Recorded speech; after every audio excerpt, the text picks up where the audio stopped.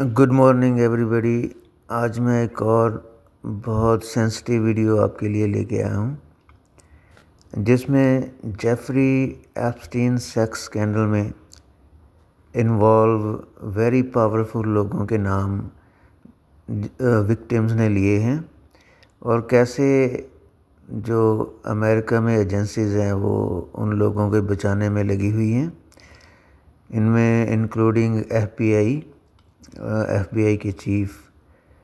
तो चलिए ज़्यादा टाइम वेस्ट नहीं करते हुए आपको वीडियो की तरफ ले चलता हूँ। That investigation. These documents in FBI possession, your possession, detail at least 20 men, including Mr. Jess Staley, CEO of Barclays Bank, who Jeffrey Epstein trafficked victims to, victims including minors such as Virginia Roberts Giuffre, may she rest in peace. That list also includes at least 19 other individuals, one Hollywood producer worth a few $100 million, one royal prince, one high-profile individual in the music industry, one very prominent banker, one high-profile government official, one high-profile former politician, one owner of a car company in Italy, one rock star, one magician, at least 6 billionaires, including a billionaire from Canada. We know these people exist in the FBI files, the files that you control. I don't know exactly who they are, but the FBI does. Have you launched any investigations into any of these people, and have you seen these 302 documents? You ever watch something in Congress and realize, right in front of your eyes, that the system isn't broken? It's working exactly as designed? That's what I felt watching Representative Thomas Massey grill FBI Director Kash Patel about Jeffrey Epstein's files. This wasn't some fringe conspiracy hearing. This was a sitting congressman putting names, documents, and official records on the table, and an FBI director doing verbal gymnastics to avoid saying a single thing that might hold the powerful accountable. Before I get into it, like this video, drop a comment, and subscribe. Chairman, I have a unanimous consent request. Gentleman's recognized. So I've got 4 documents I'd like to introduce into the record. The first one is Jeffrey Epstein's 6 story played out for years in plain sight. And Acosta is quoted in here saying, "I was told Epstein belonged to intelligence and to leave it alone." The second document is entitled, "What Epstein's Bodyguard Warned About His CIA Connections." The third document is from Fox Digital. It's titled, "Epstein's Private Calendar Reveals Planned Meetings with Obama Admin Official CIA Chief." And the last document is Wall Street Journal article that highlights Ehud Barak's 36 meetings with Jeffrey Epstein. He was the former Prime Minister of Israel and head of military intelligence for Israel. It may have held that title when he met Epstein, and then, yes. Without objection, the gentleman will hold for a second. The gentleman from Maryland is recognized. Thank you, Mr. Chairman. Just one UC request. This is Judge Engelmeyer's decision from August in U.S. versus Epstein, stating the government's 100,000 pages of Epstein files dwarfs the 70-odd pages of Epstein grand jury materials. Without objection, the gentleman from Kentucky is recognized for 5 minutes. Thank you, Mr. Chairman. Director Patel, I watched some of your Senate hearing yesterday when Senator Kennedy asked you, "You've seen most of the files. Who, if anyone, did Epstein traffic these women to besides himself?" You replied, according to the transcript, "There is no credible information that he trafficked them to anyone else."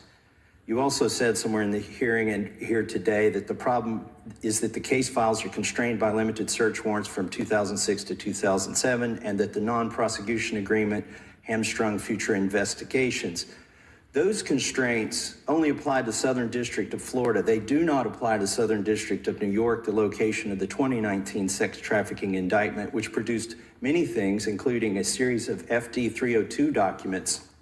According to victims who cooperated with the FBI in that investigation, these documents in FBI possession, your possession, detail at least 20 men, including Mr. Jess Staley, CEO of Barclays Bank, who Jeffrey Epstein trafficked victims to, victims including minors such as Virginia Roberts Giuffre, may she rest in peace. That list also includes at least 19 other individuals, one Hollywood producer worth a few $100 million, one royal prince, one high-profile individual in the music industry, one very prominent banker, one high-profile government official, one high-profile former politician, one owner of a car company in Italy, one rock star, one magician, at least 6 billionaires, including a billionaire from Canada.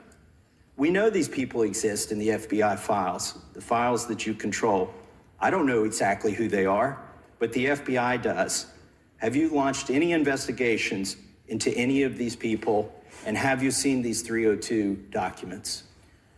Sir, I have asked my FBI agents to review the entirety of the Epstein files and bring forth any credible information. And we're working with Congress not only to divulge that information and produce it to you, but any investigations that arise from any credible investigation will be brought. There have been no new materials brought to me launching a new indictment. So is the loophole here, or is it your assertion that these victims aren't credible, that the 302s maybe didn't produce credible statements that rise to a probable cause?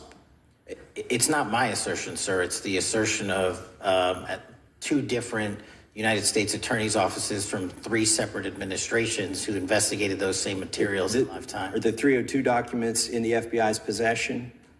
They reviewed all that, yes, sir. And so have you reviewed those 302 documents where the victims name the people who victimized them?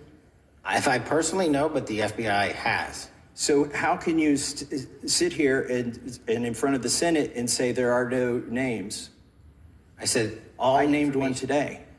I said we are not in the practice at the Department of Justice and FBI of releasing victims' names. That is not what we do. We are also not in the habit of releasing incredible information. That's not what we do. But multiple authorities have looked at the entirety of what we have. Okay, I got to move on here. Were you present when the AG had the White House event when she released the binders to the social media influencers? I was, yes. So if you're willing to meet with social media influencers who stood to benefit from the sensational and sad stories of these victims, will you meet with the victims as well? The FBI will meet with anyone who has new information. Will you personally meet with them? The FBI and the professionals who are handling the cases will. Were you instructed that it was important to release the documents to the Oversight Committee on the day of my introduction of the discharge petition to release these files? I don't know what day that was, so no. Well, they were released that day, and there were victims' names who weren't redacted because they were in such a rush, and the victims are not happy about that. Have you investigated any of the CIA connections? Have you seen the CIA file on Jeffrey Epstein? And if you wanted to see it, would they show it to you? Well, I can speak for the FBI, and that's presuming there's a CIA case file, and I've reviewed everything that the interagency, not I, the FBI, that was provided to us. Would you be willing to look at the CIA file on Jeffrey Epstein? If there is such a file, and if it has not already been turned over to the FBI will look at any new investigative leads. Have you made any progress on the pipe bomb investigation January 6th? And have you made any progress on the motive of the Las Vegas shooter? As to the first, it's an ongoing investigation, and we have made progress. As to the second, sir, I'll have to get back to you. All right, thank you. I yield back. Mr. Chairman, I have a unanimous Gentleman consent yields back. request. Unanimous consent request from the gentleman from New York. I ask unanimous consent to introduce an unsigned memorandum from July 7th, 2025 that says we did not uncover evidence that could predicate an investigation against uncharged third parties with the insignia of the Department of Justice and the FBI. Without objection. Independent voices survive because of people like you who refuse to look away when power hides behind secrecy. So here's what happened. In a recent hearing, Massey confronted Patel about documents in the FBI's possession. Official FD 302 files from victims who cooperated with investigators in Epstein's 2019 case. According to those victims, these documents name at least 20 men Epstein trafficked women and minors too. This isn't rumor. This isn't internet gossip. These are official FBI materials. The list reportedly includes Jess Staley, the former Barclays CEO, a Hollywood producer, a royal prince, a government official, a rock star, a magician, and at least 6 billionaires, including one from Canada. When Massey asked whether the FBI had launched investigations into any of these people, Patel said no. He claimed multiple U.S. attorney offices reviewed the files and found no credible evidence that Epstein trafficked victims to anyone else. Now, think about that phrase, no credible evidence. In government speak, that's the ultimate shield. Because the people deciding what's credible are the same people whose reputations and careers are on the line if those names ever go public. Patel admitted he hasn't even personally read those documents. The director of the FBI, sitting on top of a trove of Epstein evidence, hasn't reviewed the files himself. This isn't incompetence. It's strategy. It's how the system protects itself. What we're witnessing isn't about one man's crimes. It's about a structure of power that shields itself from accountability. Epstein wasn't some rogue monster operating in the shadows. He was a node in a much larger network that used wealth, blackmail, and influence to control people and information. And if you think that sounds like a conspiracy, remember, former Labor Secretary Alex Acosta once admitted that when he prosecuted Epstein back in 2007, he was told Epstein belonged to intelligence and to leave it alone. That's not a YouTube comment. That's a quote from a U.S. cabinet member. Massey even entered multiple documents into the record, articles and reports connecting Epstein to intelligence figures, including a bodyguard's warning about CIA links and Epstein's meetings with former Israeli Prime Minister Ehud Barak, who once led Israel's military intelligence. These are real connections that keep getting buried under redactions and excuses. When Massey asked Patel if he'd meet with Epstein's victims, Patel deflected.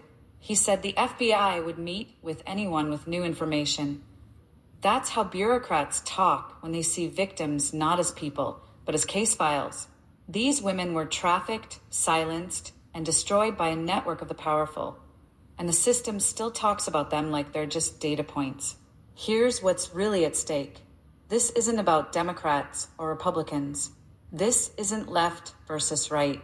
It's top versus bottom. The same institutions that tell us they're protecting democracy are protecting predators in suits and boardrooms. Epstein's case shows us what happens when money and influence become the ultimate immunity card. That's why I call myself a left-wing patriot. Because real patriotism isn't blind loyalty to institutions. It's loyalty to truth, to justice, to people over power.